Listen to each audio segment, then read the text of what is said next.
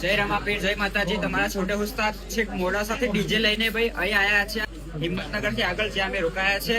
ભાઈ કહેતા મતલબ જયારે અમે હિંમતનગર માં હતા ને ત્યારે ભાઈ રણુજા હતો, રણુજા.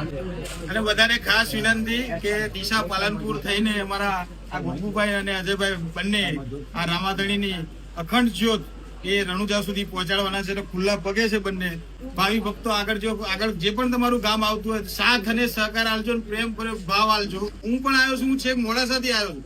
એ રીતે તમે પણ આવીને ખાલી સાથ અને સહકાર આપજો, બીજું કઈ જોઈતું નથી. બોલો રામદેવ પીરજી મહારાજ.